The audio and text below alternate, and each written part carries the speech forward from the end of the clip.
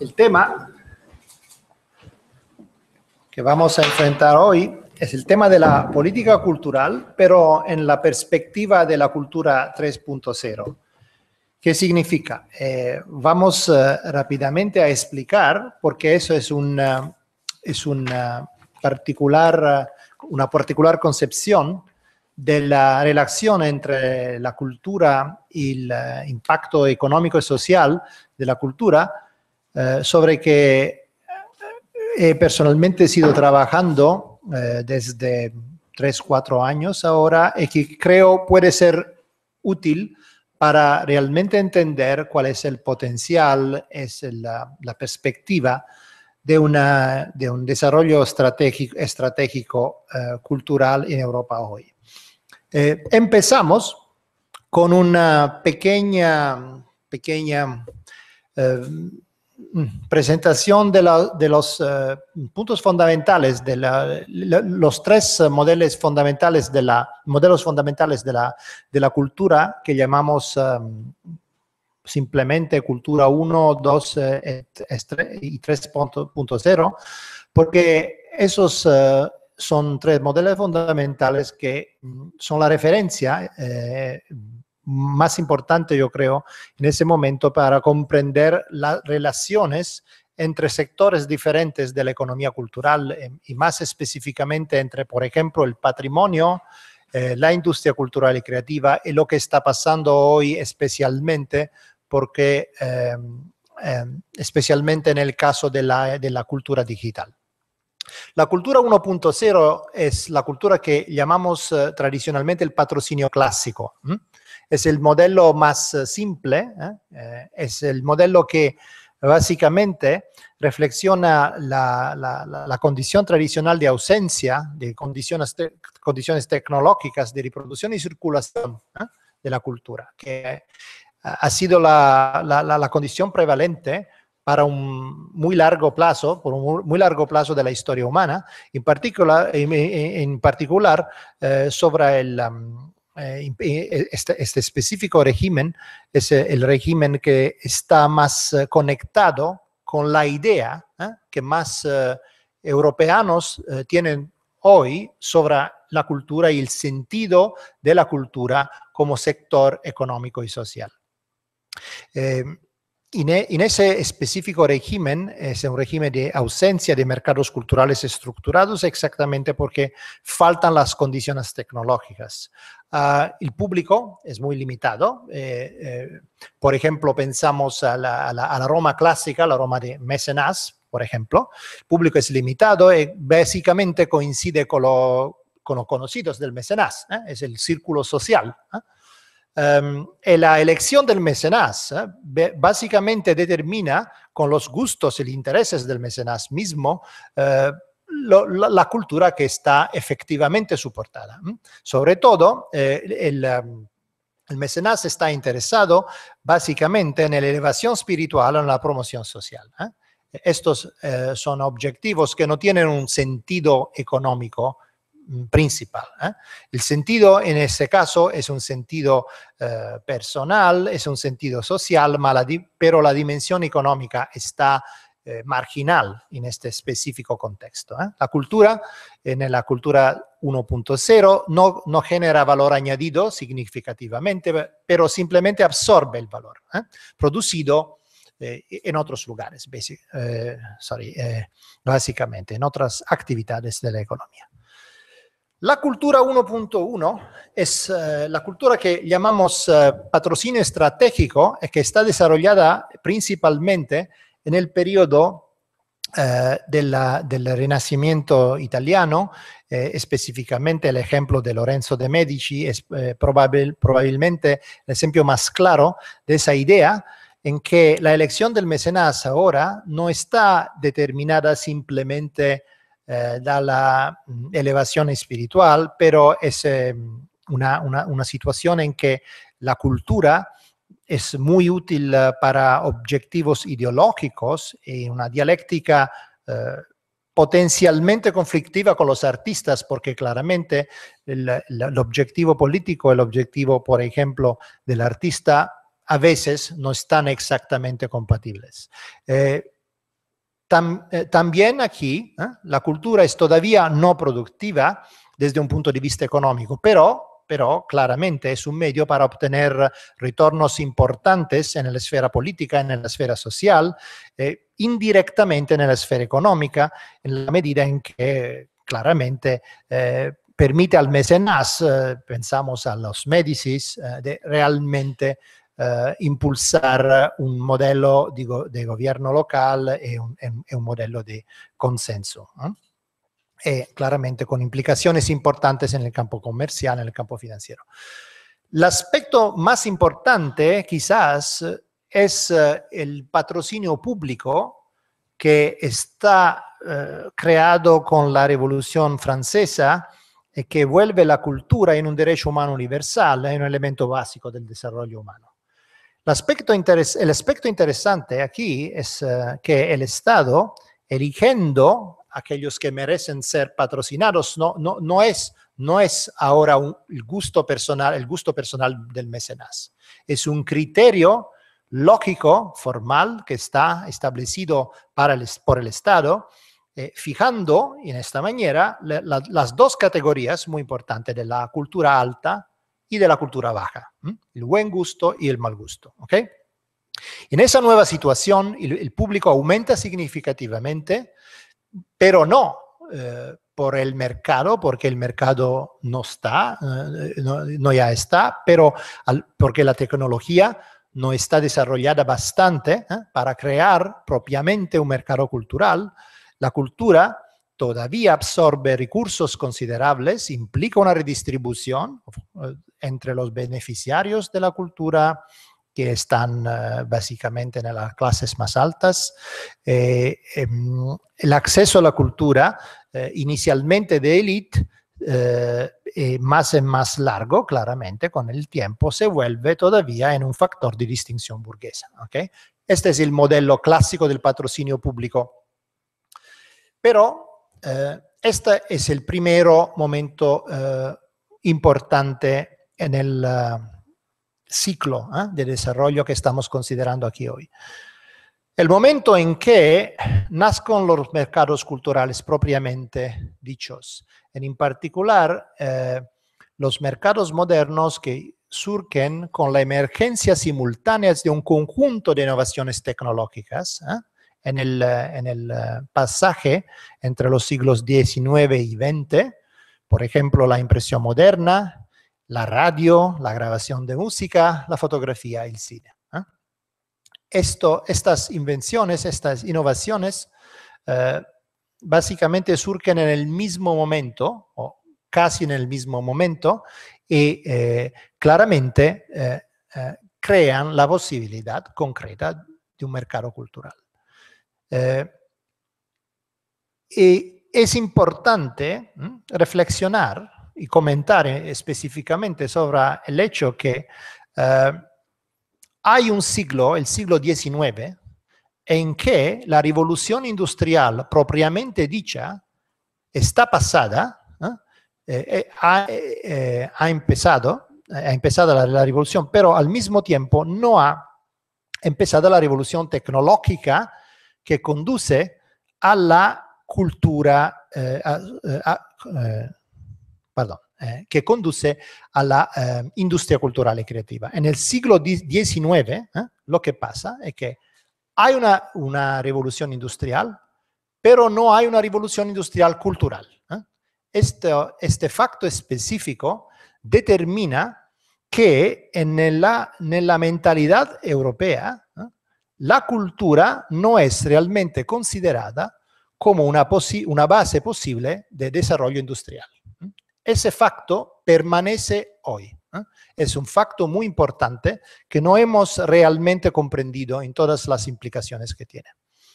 El estigma elitista de la alta cultura, del patrocinio, que permanece como el modelo fundamental en Europa, vuelve problemática en Europa la comercialización de la cultura para muchos agentes culturales y para parte del público. Esa es la razón por qué fundamentalmente la oportunidad de la revolución industrial cultural está propiamente aprovechada por los Estados Unidos, pero no por la Europa, especialmente en el siglo XX. La cultura 2.0 es básicamente la industria cultural y creativa. En ese caso construye una gran audiencia, alcanza una gran audiencia, se basa claramente en la reproducibilidad virtualmente ilimitada de contenidos creativos y genera una facturación significativa, significativos beneficios. Es un sector independiente de la economía y es considerado, eso es muy importante, un sector del entretenimiento. Es un sector que tiene un papel específico en la sociedad y en la cultura.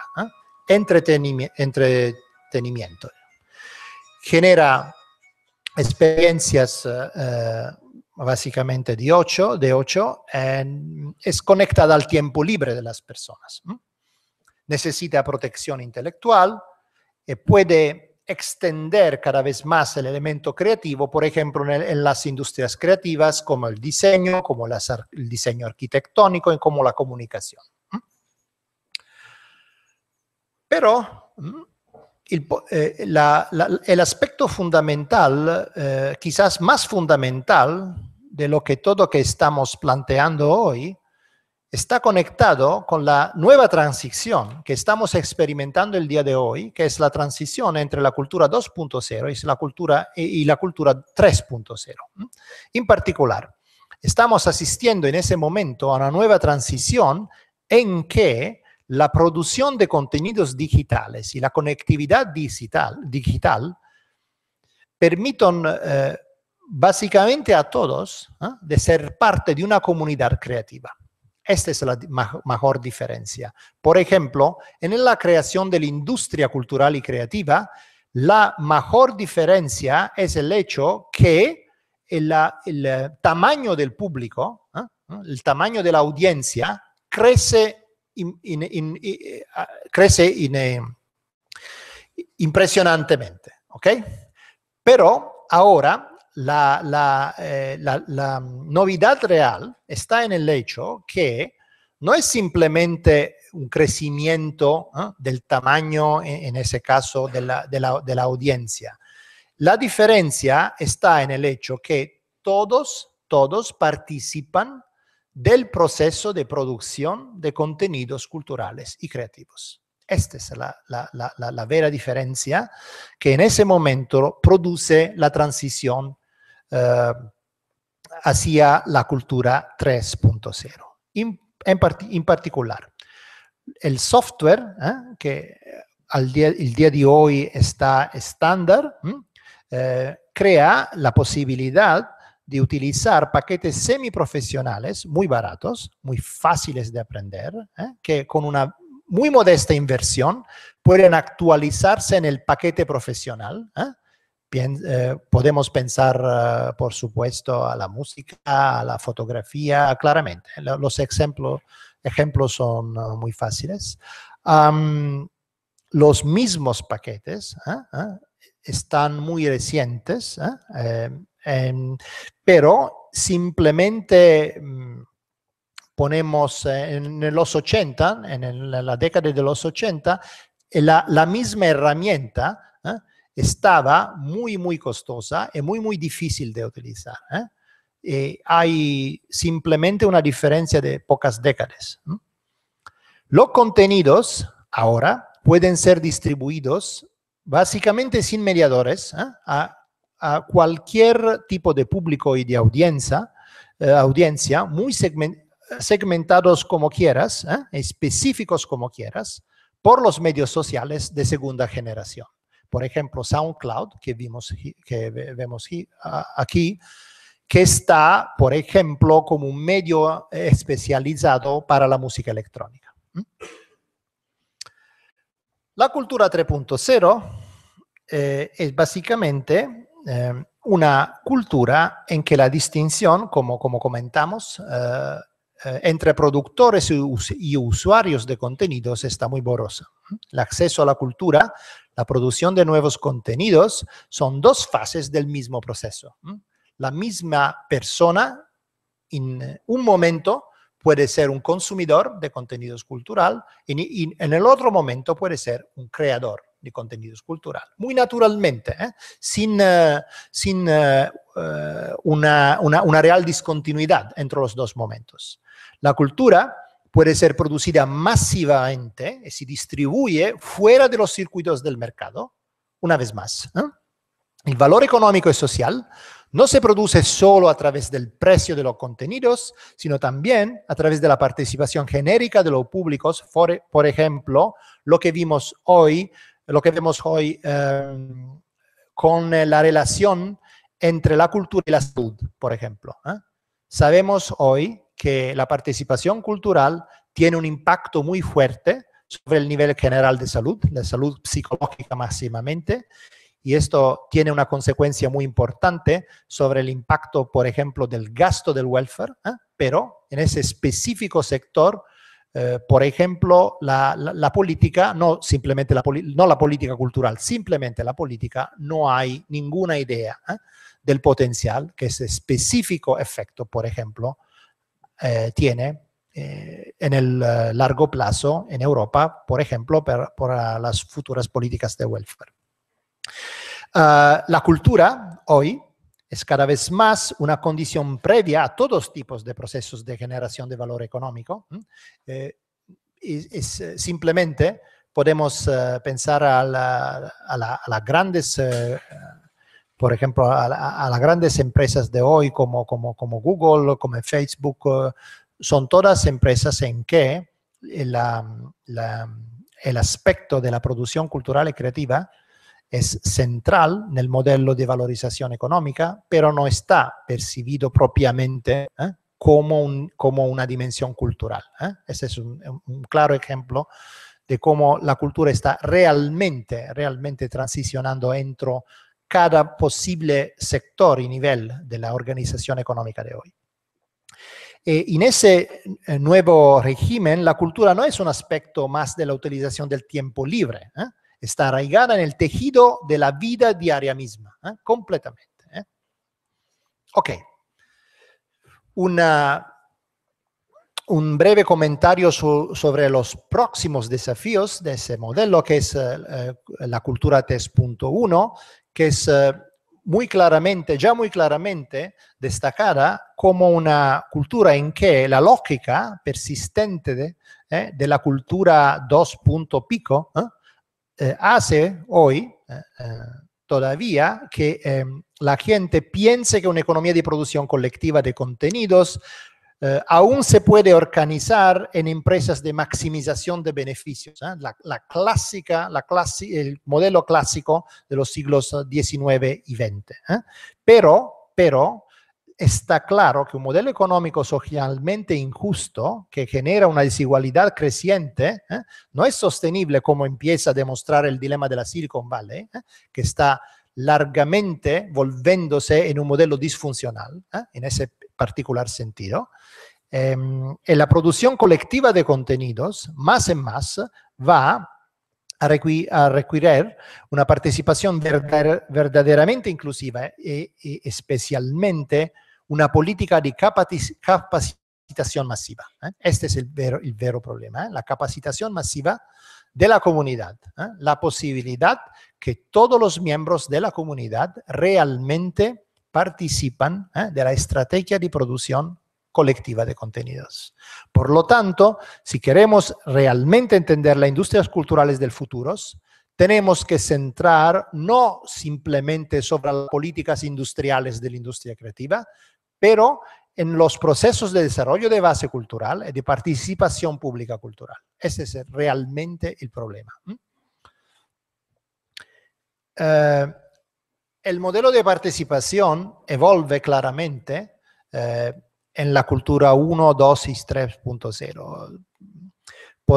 Como resumen, podemos comentar que la participación en la cultura 1.0 es básicamente una forma de cooptación, muy limitada, muy pasiva. En la cultura 2.0 la participación es en esencia un acceso al mercado, es generalizada ahora, pero es pasiva todavía. En la cultura 3.0, la participación se vuelve en una forma de afiliación a una comunidad, es generalizada también, pero es activa ahora. Necesitamos, pero, un esquema conceptual que nos permita entender el efecto socioeconómico de la participación cultural, en particular los nuevos paradigmas culturales de producción no necesitan del mercado. Ese es el punto. El mercado, ok, es una parte importante del modelo, pero no es una necesidad. En particular, las comunidades de práctica que están formadas como consecuencia de la explosión de la cultura 3.0 empiezan a tener un papel más en más central en la organización económica y social de la cultura. Si todo esto es verdad, ¿por qué la cultura importa tan poco en la estrategia de especialización inteligente de la Unión Europea?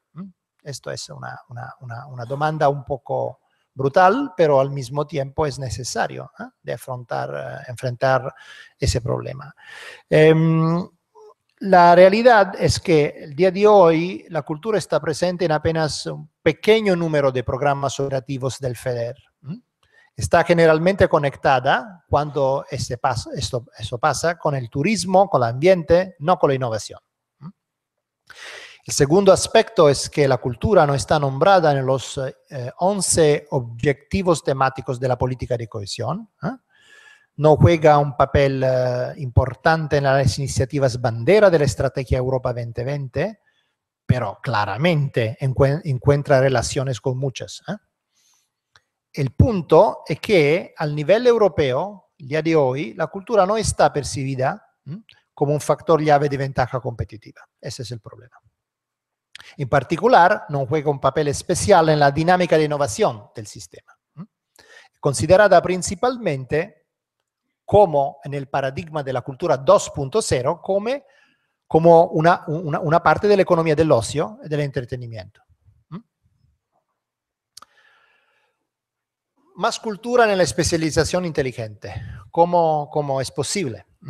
La cultura puede interactuar de manera importante con básicamente todos los principales sectores de la economía europea, pero tenemos que comprender cómo. Por ejemplo, la nueva relación entre el turismo y el patrimonio digital, los nuevos contenidos, las nuevos interfaces digitales del patrimonio. Ese es un tema que, por ejemplo, en una región como la Galicia, es un tema potencialmente muy importante. Por ejemplo, en la región toscana, en este momento, en Italia, estamos muy seriamente desarrollando una estrategia para el patrimonio digital en el contexto italiano en que el Estado no está mínimamente interesado en este momento en una estrategia por el patrimonio digital. Puede estar sorprendido, pero es exactamente lo que pasa en ese momento al nivel estatal en Italia. Por ejemplo, como ya comenté, la relación entre la salud y la industria creativa, las TIC y los contenidos para el envejecimiento activo, por ejemplo, los juegos videos, por ejemplo, por los mayores afectados por el Alzheimer. Tenemos resultados muy importantes, muy bien validados ya, sobre el facto que los mayores afectados por el Alzheimer pueden consistentemente parar el proceso de decaimiento cognitivo si están empeñados en jugar particulares juegos videos diseñados por ese específico objetivo. O por ejemplo, para comentar sobre un sector que tiene una importancia en la economía gallega, la relación entre automoción y la industria creativa, por ejemplo, el diseño de nuevas experiencias para los coches, por ejemplo. La cultura 3.0 y el diseño de las políticas. En ese contexto de la cultura 3.0, el punto es que el impacto social y económico de la cultura se vuelve relevante si es sostenible y se vuelve sostenible si es realmente y verdaderamente inclusivo. Ese es el problema, la inclusividad. El nivel de participación cultural, por ejemplo, en España y en general, como en Italia en general, es muy bajo. Es más bajo del nivel medio de la comunidad europea. Ese es un problema que nosotros no consideramos realmente, pero es un problema central, es un problema infraestructural, digamos, porque claramente es el problema en que no puedes realmente desarrollar una economía cultural si no tiene una situación en que la comunidad, toda la comunidad realmente participa. Ese es el problema. No puede realizar, por ejemplo, una economía de cocina si la gente no come. Muy simplemente, es exactamente el mismo caso aquí. Una economía realmente focalizada sobre la cultura y la creatividad necesita de un alto nivel de participación cultural de la comunidad. La condición crucial para una especialización inteligente de base cultural, entonces, es la creación de capacitación cultural masiva. Esa es la prioridad de la política cultural. El diseño de políticas 3.0 implica la activación de una inteligencia colectiva para el análisis de problemas, solución, monitorización. Ahora voy a ser más específico sobre eso. La participación en el diseño de las políticas básicamente se convierte en un elemento de la ciudadanía activa. En particular, las ciudades y las comunidades se convierten en laboratorios para el codiseño de las políticas participadas y de las estrategias territoriales de largo plazo. Esto no es una idealidad, es un objetivo muy concreto en que realmente podemos disfrutar el potencial de desarrollo de la política cultural. Unos problemas. El primero es el efecto adverso de la selección de la participación pública cultural. ¿Quién participa? La participación está vinculada a la identificación con la comunidad y con el lugar. ¿Quién participa? Participan las personas que están en mejor situación y se identifican más, claramente. Además, estas personas están más formadas, son más capaces de participar de manera proactiva y de impulsar los objetivos, los procesos hacia su visión, sus objetivos. Las personas en peor situación son menos inclinadas a participar culturalmente, son menos capaces de representar el punto de vista que tienen, los intereses, dentro del ritual de la participación. Tenemos un problema muy serio de participación, de efecto adverso en la participación cultural. No es simplemente, por ejemplo, el hecho que la gente participa, es quién participa. Este es el problema. La clase creativa. Todos sabemos cuánto popular ha sido, por ejemplo, el pensamiento de Richard Florida, la clase creativa, sobre el desarrollo de estrategias culturales en Europa hace pocos años, pero el problema es que este paradigma de la clase creativa ha empeorado la situación, porque ha producido un enfoque del desarrollo de base cultural en el punto de vista de la clase creativa, que es una clase totalmente imaginaria. No es posible realmente definir como una clase en el sentido de la sociología la clase creativa de Florida. Como consecuencia, la clase creativa se ha convertido en la mejor herramienta para la creación de gentrificación en toda Europa y no solamente en Europa. Esa idea ha colapsa dramáticamente, porque ese tipo de ejemplos no están realmente sostenibles en el sentido social. El problema es que es todo al revés. No hay realmente una división de clase entre los creativos y los no creativos. En esa época, que como comentamos, es la época en que tenemos no distinción entre productores y usuarios de contenidos culturales. Es una barbaridad pensar que en ese momento que tenemos la cultura 3.0 que está básicamente incluyendo todos en el proceso de producción cultural, tenemos una división entre creativos y no creativos. El problema real, entonces, se convierte en el empoderamiento de las personas y especialmente de las personas que normalmente no participan en los procesos de creación cultural. Lo que es particularmente urgente es que eso se enfoque sobre las personas que no trabajan, que no se clasifican como profesiones creativas.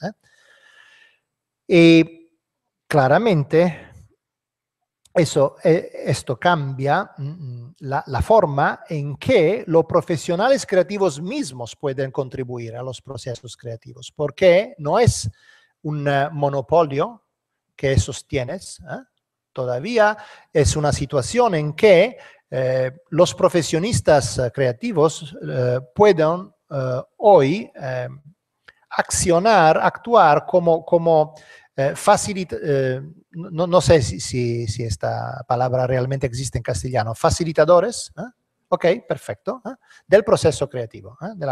Ok.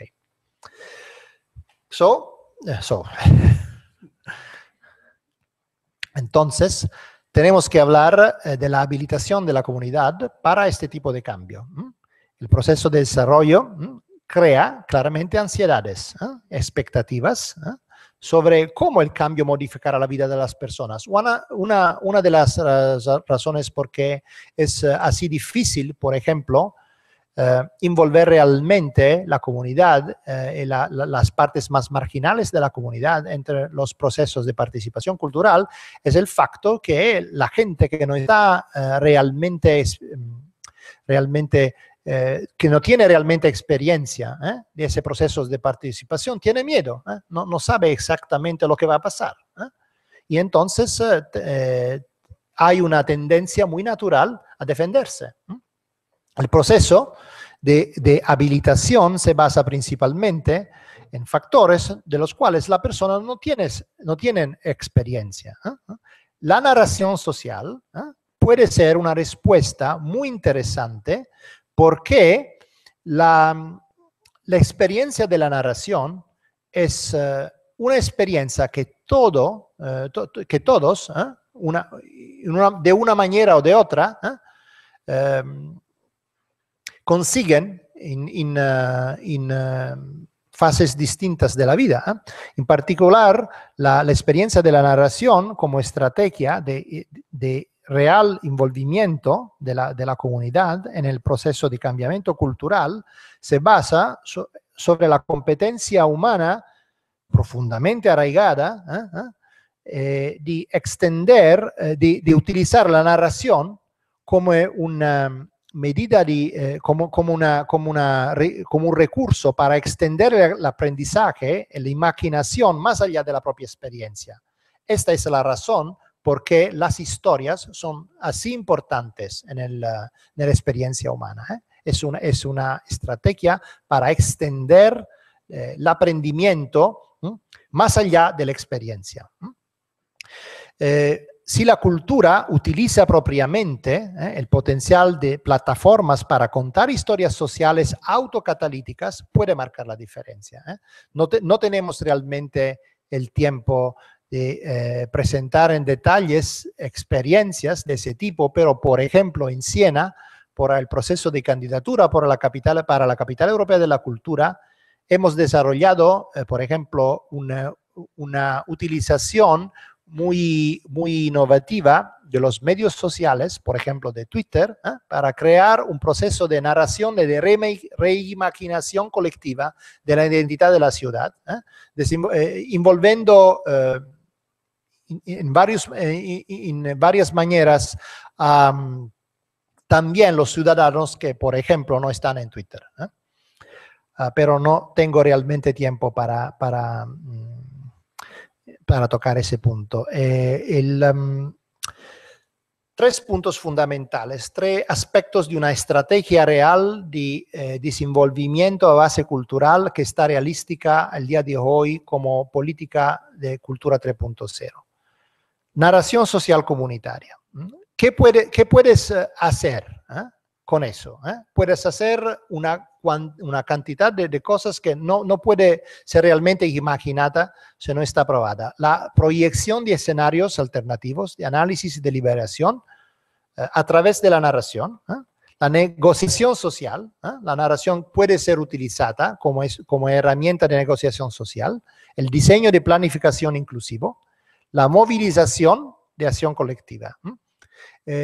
Todo, por ejemplo, lo que estamos viendo aquí es el evento para la inauguración de la nueva biblioteca pública en Riga, en el día de inauguración de la Capital Europea de la Cultura en Riga el otro año. Este es un momento fundamental en que la narración colectiva es un momento en que todos los ciudadanos participan en un proceso en que todos los libros están movidos desde la vieja biblioteca hacia la nueva, como de mano en mano, todos los libros, como un momento de creación, de narración colectiva, como una cadena humana, básicamente. La informática de comunidad y la piratería cívica. Esto es un tema que puede sembrar un poco extraño, pero que se está volviendo realmente en un tema muy, muy importante de participación colectiva, de hacking, digamos. Y aquí también hay experiencias muy, muy interesantes en que puedes utilizar formas inclusivas de informática de comunidad para crear experimentos, pequeños experimentos de acción afirmativa, creativa, que puedan ser extendidos a una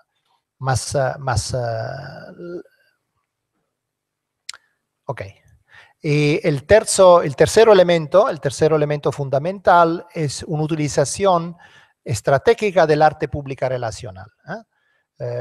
Y en ese caso, procesos artísticos que están mínimamente formalizados. No es un problema de plantear una escultura en una plaza, es un problema de un diálogo real con la comunidad local, utilizando los artistas públicos que tienen experiencia real sobre estos procesos de comunicación comunitaria. Por ejemplo, lo que vemos aquí es un proyecto que está realizado en Catania, en Sicilia, en una situación muy, muy difícil socialmente, en que el artista, en ese caso, no está realmente realizando una escultura propia, pero está envolviendo toda la comunidad local en la realización colectiva de lo que ellos llaman la porta de la belleza. En una situación en que ese es uno de los más degradados, barrios más degradados de toda Italia. Esta situación en que empezamos a convencer la comunidad local que toda la comunidad puede crear y puede gestionar un proyecto de belleza colectiva, por ejemplo. En ese caso, artistas que trabajan como catalizadores de ideas, facilitadores de iniciativa. Ok. Unos puntos fundamentales para ir a terminar. Primero, tenemos que olvidarnos del desarrollo de audiencias como concepto. Pensamos en términos de ciudadanía cultural y de creación colectiva de sentido. La audiencia no existe. Existe una comunidad que crea conjuntamente. El ámbito digital puede realmente volverse en una plataforma de piratería cívica de creación de capacidad, pero el término mismo piratería, en ese específico contexto, es un término que es una reflexión de la vieja mentalidad de la cultura 2.0. La piratería propiamente dicha no existe en ese específico contexto de creación colectiva. por ejemplo, en inglés utilizamos el término hacking, que claramente tiene un sentido diferente. El espacio público no es una escena, es un espacio de co-creación. La combinación de la narración social, de la informática de la comunidad, de los proyectos de arte relacional como el nuevo abordaje de la participación cultural pública.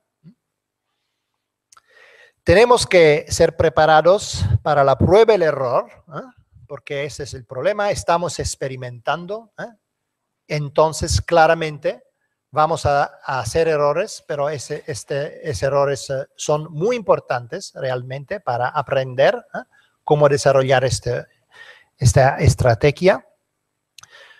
Y tenemos que ser preparados para una atención más fuerte hacia la transparencia, porque como consecuencia de eso, claramente, la capacitación cultural masiva se vuelve en una pregunta de transparencia, muy claramente.